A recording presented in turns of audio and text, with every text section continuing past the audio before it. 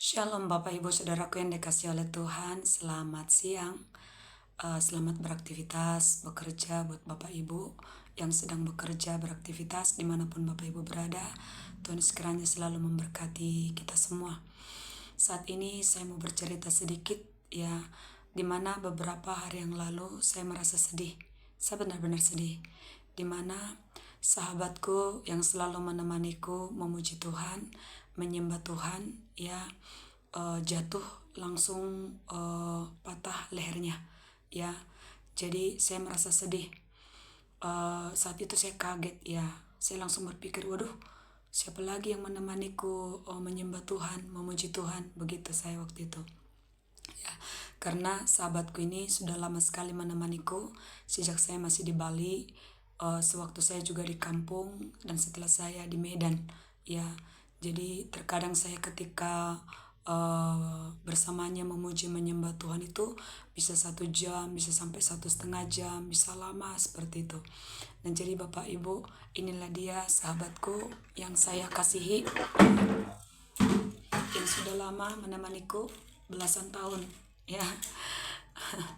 Saya tahu ini bukanlah gitar yang bagus ya seperti yang dimiliki oleh orang lain, dan saya juga bukan pemain gitar yang bagus, tapi ini gitar sudah sangat-sangat menyatu dengan tangan saya dan dengan saya, dan ini sangat banyak ya berjasa untuk saya pribadi. Ketika saya belajar main gitar, inilah pertama gitar yang menemaniku Bapak Ibu. Jadi ketika dia jatuh langsung patah lehernya. Biasanya kan kalau gitar jatuh itu mungkin gitar talinya yang masih putus, tapi ini enggak, langsung patah. Saya bilang ini lehernya Bapak Ibu. Dan jadi dari sini saya belajar ya, memang saya sampai sekarang masih memikirkannya, karena mungkin bagi orang kan bisa diganti begitu ya, tapi sesuatu yang sudah menyatu dengan kita, sesuatu yang sudah kita sayang itu ketika dia mengalami kerusakan atau dia meninggalkan kita, itu kayaknya nggak segampang itu gitu ya, kita bisa lupakan.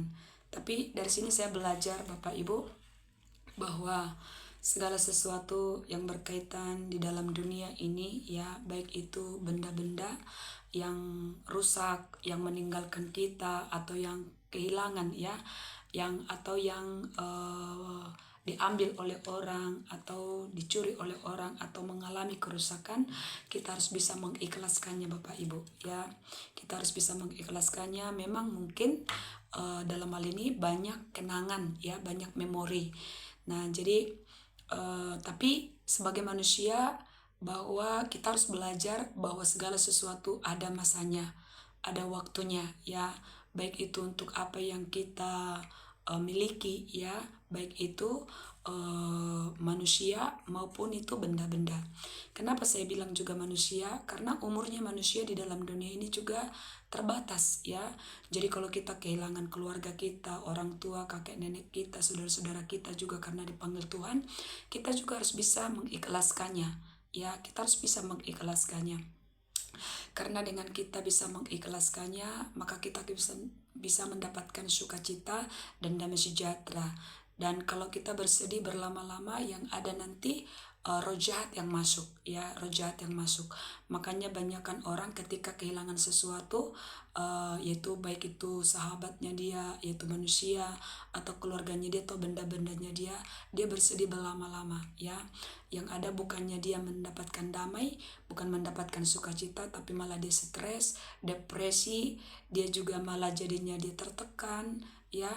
Nah jadi jangan ya, karena sesuatu yang fana itu kita harus bisa mengikhlaskan.